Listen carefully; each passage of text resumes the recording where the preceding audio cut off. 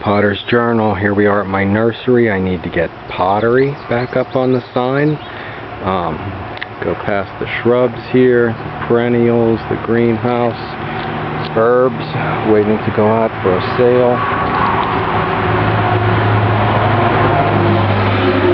And let's see what's going on in my sales room today.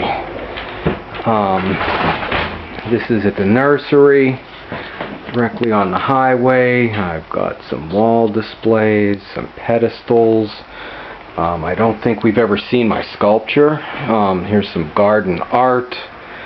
And I also do garden pottery, which could be bird baths or planters. Here, a gazing globe holder. Another piece of the garden art. And I don't think we've ever seen any of my sculpture. Here's a couple of small pieces of a couple of figures that actually somebody once used as wedding gifts, which was nice. I'll even cast in commercial molds. It is a garden center, so you always have to have a box of ducks. And I do prefer the pieces though when they're hand packed with the brick clay into the molds with the brick clay. But my own work, once again from the extruded pipe, the faux wood planter.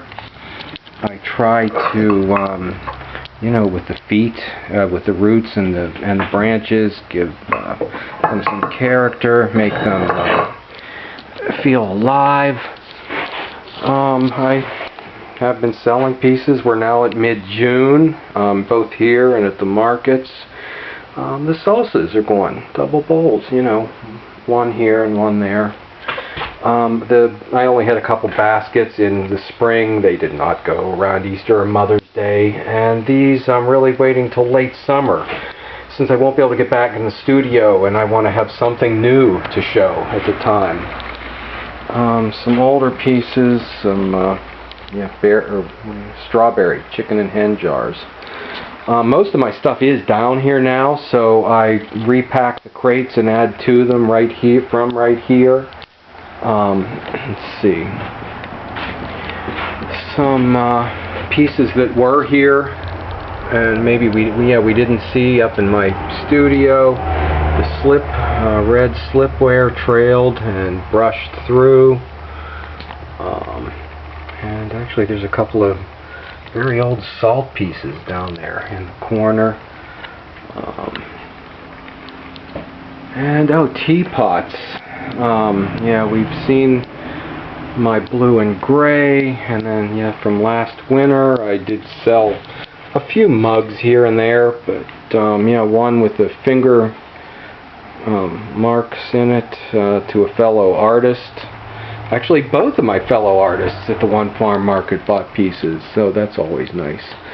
And then one day a sweet old thing said, "Do you make teapots?" And said, "Oh, you really should make teapots." And it suddenly occurred to me that, wait a minute, I had some that have been around for quite some time, but first explained to her, a teapot, costs something because it's got a spout, and lugs, and a lid, and a handle.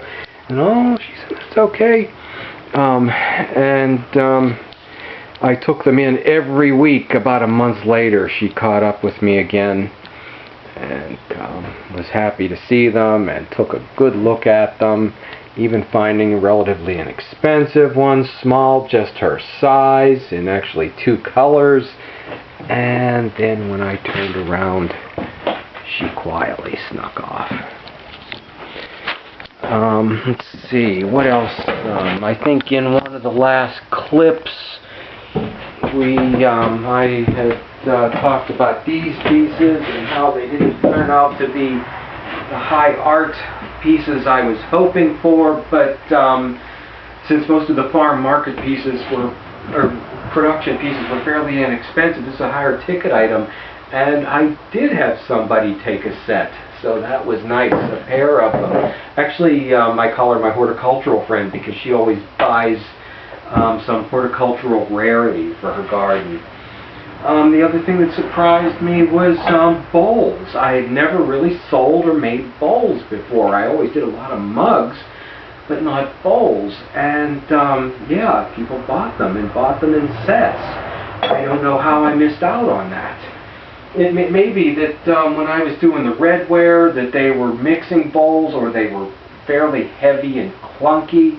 The ones this time were, yeah, a lot lighter, and they liked the color, and I still need to work on the form, but they liked the form. It was a little more elegant. I think I put aside a few of the better ones, which I actually did with everything. I put aside you know, some of the best of everything, so that if I do something with a gallery, I have some pieces that, you know, you can mark up a bit more. I didn't sell any baker bowls, except for one nest set. But pies is another item I'll have to get back to work on in the studio, because it's good for fall and for Christmas. And I think I'm down to the last one or two on the pies. The bowls, I also, yeah, I looked over Cinco de Mayo's bowls from Mexico. She was selling putting the salsa samples in them. And I thought, wow, she could be selling those bowls too. But I thought, well, she's not the one, because they'll want them made in Mexico. So I approached a couple other vendors about, you know, them either on consignment or wholesale to display and sell out of, and also sell the bowls. But surprise, surprise, they came back, Henry, with the Lebanese food, his own very unique style, authentic, and his unique twist on authentic. But he came back to me with this. Yeah, a flying saucer. Except he didn't bring it, he explained it to me, and I'm going, wait, what? And okay, no, first, okay, yeah, I can maybe make it for so much, but there's going to be a design fee, you know, while we figure out, you know, how to make it, and how thick, and how to glaze it, and all. So, but then he brought this in, so I have the blueprint now. So I do need to get back in the studio, yeah, mid-June. It probably won't be till mid-July till that happens. But yeah, I've already got a production list started.